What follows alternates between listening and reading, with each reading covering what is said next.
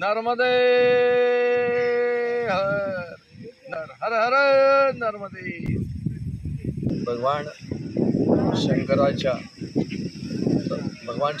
तपाला बसल्यानंतर त्यांच्या कामामधून प्रकट झालेली अशी नर्मदा मैया सप्तकल्पापर्यंत अगदी अक्षयपणे तिचा प्रवाह चालू असतो। कुठल्याही कल्पामध्ये नर्मदा मैया नष्ट होत नाही आणि नर्मदा मैयाच्या सगळ्या भाविकांना घेऊन ती त्यांचा उद्धार करते।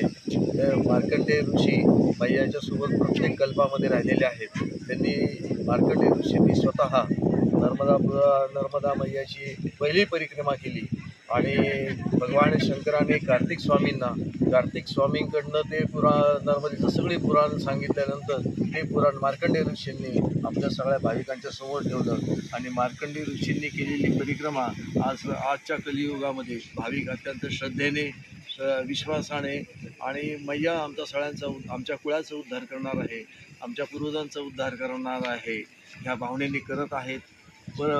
परिक्रमा करणाऱ्या भाविकांची संख्या वाढत चाललेली आहे। नर्मदेच्या दोन्ही तटावर दक्षिण आणि उत्तर तटावर असलेल्या आश्रमांमध्ये परिक्रमावासींची उत्तम अशी व्यवस्था करून परिक्रमावासींची सेवा करण्यासाठी आश्रमातले साधू संत सज्ज आहेत। असं एक अलौकिक घटना आहे। आपल्या सगळ्यांच्या भाविकांच्या जीवनामध्ये परमभाग्याने भाविक या परिक्रमेला येतो आणि परिक्रमा करताना ज्यांना शक्य असेल ते पायी येतात, ज्यांना शक्य असेल ते गाडीने येतात आणि परिक्रमा पूर्ण करून आपला आनंद घेतात। जीवनाचं सार्थक होण्यासाठी नर्मदा परिक्रमा अत्यंत आवश्यक आहे। प्रत्येक भाविकाने नर्मदा किनारी येऊन परिक्रमा करणं म्हणजे आपल्या जीवनाचं परमकल्याण करून घेण्यासारखं आहे। नर्मदा मैयाच्या दक्षिण तटावर पितरांचा उद्धार होतो, हिला पितृभूमी म्हटलं जातं आणि नर्मदा मैयाच्या उत्तर तट हे देवभूमी म्हटलं जातं। नर्मदा मैयाच्या दक्षिण आणि उत्तर तटावरती करोडो ऋषींनी आपल्या साधना केलेल्या आहेत। कित्येक ऋषी आजही साधनामग्न स्थितीमध्ये असल्याचं पाहायला मिळतं आणि ऋषींच्या आश्रमांमधली सेवा पाहिल्यानंतर आपल्या भारतीय संस्कृतीची गुरुकुल परंपरा कशी होती हेही लक्षात येतं। नर्मदेच्या दोन्ही तटावरती निसर्गाच्या सानिध्यामध्ये निसर्गाशी समरस ज्यास आपण भाविक परिक्रमा करतो तर ती परिक्रमा करताना आपण नर्मदेशी एकरूप होताना शिवलोकाला कसं प्राप्त होऊ शकतो याची प्रत्येकाला अनुभूती मिळते।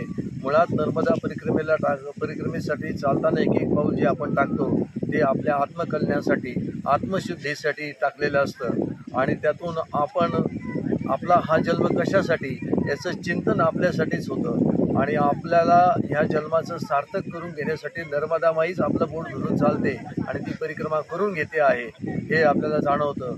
नर्मदा परिक्रमा करताना अद्भुत अविस्मरणीय अशा सगळ्या घटना घडतात आणि आजही भगवंताचं अस्तित्व आपल्या सगळ्यांना प्रकर्षाने कसं जाणवतं त्यासाठी भाविक नर्मदा परिक्रमेला अत्यंत श्रद्धेने येतात आणि परिक्रमा निष्ठेने पूर्ण करताना आपली ही परिक्रमा मैयाच करून घेते। मैयाची नर्मदा माईची इच्छा असेल तरच परिक्रमा पूर्ण होते।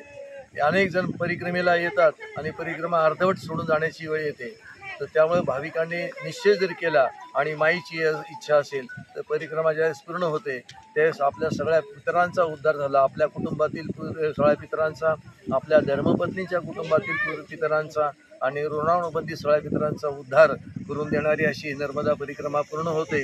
नर्मदेचे दोन्ही तट अतिशय पावन आहेत। येथील वेगवेगळी तीर्थ जे आहेत पाप विनाशक अशी तीर्थ आहेत, वेगवेगळी अत्यंत अद्भुत अशी ऊर्जा देणारी तीर्थ आहेत आणि कित्येक तीर्थ नर्मदेमध्ये गुप्त आहेत की जिथे फक्त देव दानवच पूजा करतात अशी ही गुप्त तीर्थ नर्मदाच्या जलामध्ये आहेत। नर्मदेची पात्र विस्तीर्ण आहेत आणि ज्या ठिकाणी नर्मदा मैया आपल्या 999 नद्यांना सामावून घेते, वेगवेगळी संगम तिथे आहेत। त्या संगमावरच्या स्नानाचं महत्त्व, नर्मदेच्या पाण्यात स्नानाचं महत्त्व, नर्मदेच्या केवळ जलाचं महत्त्व हे नर्मदा पुराणमध्ये विस्तीर्णपणे सांगितलेलं आहे। नर्मदा पुराण हे एकमेव पुराण आपल्या सगळ्या भाविकांना मानवांना सद्गती देणारं, पूर्वजांना मुक्त करून देणारं असं हा ग्रंथ आहे। जसं नर्मदा मैयाच्या दर्शनाने केवळ सगळे पाप विनाश होतात। एकमेव नदी नर्मदा मैया अशी आहे की जिचं केवळ दर्शन घेतलं तरी सुद्धा माणूस पापमुक्त होतो। आणि इतर नद्यांमध्ये स्नान करावं लागतं. नर्मदा माईचं दर्शनाने इतका आनंद मिळतो. तसं नर्मदा माईचं जसं दर्शनाचा आनंद, तसं नर्मदा पुराण ह्या ग्रंथाच्याही दर्शनाने पापमुक्तीचा आनंद मिळतो. असं हे अद्भुत आणि अलौकिक शिवलोकाकडे घेऊन जाणारं ही घटना भगवान शिवाचे कृपाप्रसाद म्हणून आपल्या सगळ्यांना प्राप्त होते. आणि ही नर्मदा माईची कृपा, शिवाची कृपा आणि जे भाविक आहेत त्यांचा उद्धार करण्याचा सहज सोपा सोपान मार्ग आहे. नर्मदे